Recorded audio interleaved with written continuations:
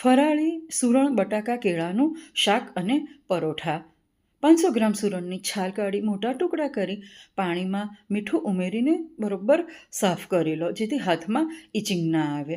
કુકરમાં પાણી અને સ્ટેન્ડ મૂકી ઉપર કાણાવાળી ડીશ મૂકો. ડીશની ઉપર 500 ગ્રામ બટાકાને બરોબર ધોઈને ગોઠવી દો.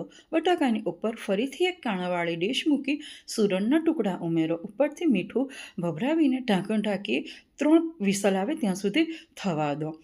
પરાઠા માટે સ્પેશિયલ ફરાળી લોટનો ઉપયોગ કર્યો છે.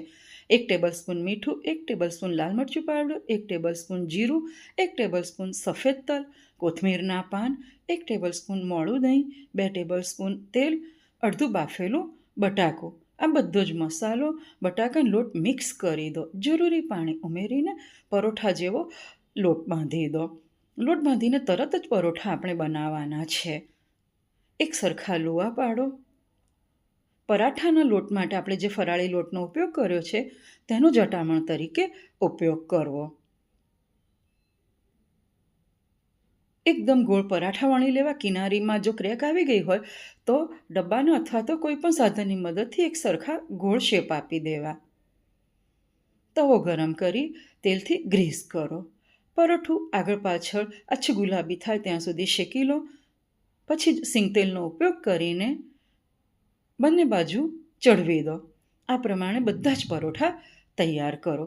તૈયાર છે એકદમ સ્વાદિષ્ટ મસાલેદાર ફરાળી પરોઠા. શાક પણ બફાઈ ગયું હશે. હવે સુરણના ટુકડા કરી દો.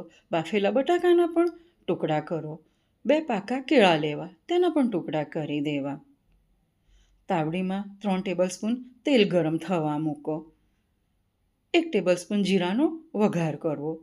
1 ટેબલસ્પૂન વાટેલા આદુ મરચાં ઉમેરો. બાફેલા સુરણના અને બટાકાના ટુકડા ઉમેરી દો.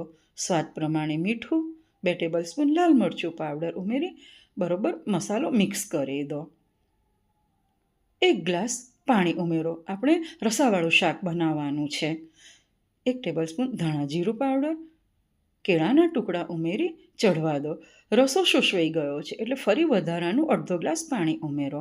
2 ટેબલસ્પૂન ખાંડ ઉમેરો. મિક્સ કરી દો. રસો ઘટ્ટ થાય ત્યાં સુધી શાકને થવા દો. રસો એકદમ ઘટ્ટ થઈ ગયો છે. ગેસ બંધ કરીને ઢાંકણ ઢાંકી 1 મિનિટ સુધી રહેવા દો. કોથમીરના પાનથી ગાર્નિશ કરો.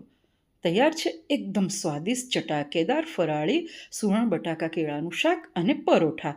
તમે પણ બનાવી તમારો અનુભવ શેર કરજો. મારી ચેનલમાં કમેન્ટ પણ કરજો.